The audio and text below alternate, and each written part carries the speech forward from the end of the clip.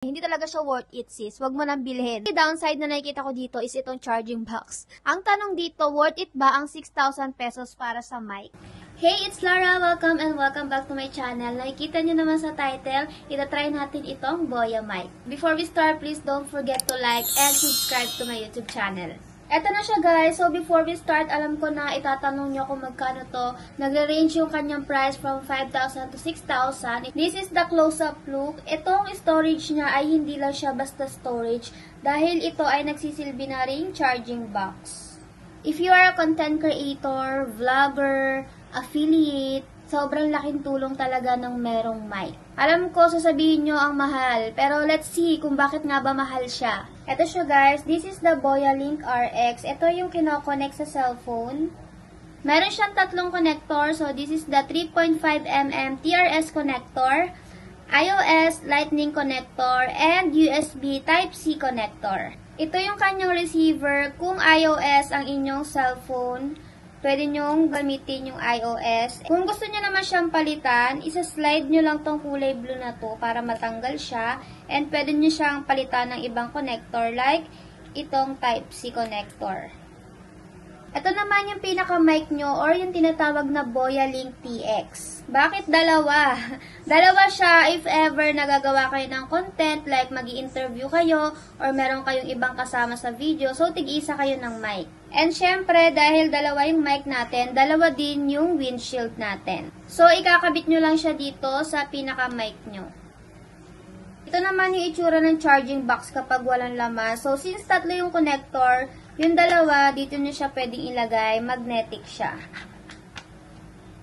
Maganda yung idea na tatlo na yung kanyang connector kasi pwede nyo siyang gamitin sa kahit anong device. Pwede siya sa iPhone, pwede sa Android, sa laptop, and sa cameras. Mahigit isang buwan ko na siyang ginagamit and so far, okay na okay siya, matagal siyang malobat. Itong mic, meron siyang dalawang button sa gilid. So, pwede nyo i-adjust yung noise reduction and pwede nyo rin siyang i-mute dito. Ito namang RX, meron din siyang mga button dito sa ilalim. So, meron siyang stereo, mono, and pwede nyo rin siyang i-mute dito. I-try na natin siya. So, ito yung audio ko. Wala pa akong gamit na mic simula nitong video na to. So, ikakabit ko lang yung mic dito sa camera and let's see kung meron bang difference. Hi guys! So, gamit ko na yung mic. Kayo na lang mag-observe kung may napansin ba kayong pagbabago. Kapag walang mic, rinig na rinig mo talaga yung electric fan. Pero kapag meron ka ng mic, mas clear na yung audio. And meron pa ako isang i-share sa inyo. Diba usually kapag nag-vlog tayo or kapag nag-video tayo, clear yung ating voice kapag malapit tayo sa device natin, sa camera or sa cellphone. Pero once na lumayo tayo sa ating device, humihina na diba yung ating voice. Pero with this mic, kahit lumayo tayo, maganda pa rin yung quality ng ating audio. Same na same pa rin nung nasa malayo ako at nasa malapit. Ang ganda pa rin talaga. Ito yung mga gamit ko sa TikTok videos ko. And ngayon, trinay ko naman siya dito sa aking DJI Osmo Pocket 3 na camera. Compatible din talaga siya. By the way, hindi ko pala na-mention, itong charging box, pwede mo siyang i-charge. And lahat na sila sabay-sabay magcha-charge. So, ayan, kung makikita nyo, meron siyang parang mga magnet dito. So, kapag nilagay nyo dito lahat yan, sabay-sabay na silang mag-charge. So, hindi nyo na sila kailangan i-charge ng isa-isa. Pero, just in case na hindi nyo dadalhin yung inyong charging box, pwede nyo siyang i-charge directly. Ang only downside na nakikita ko dito is itong charging box.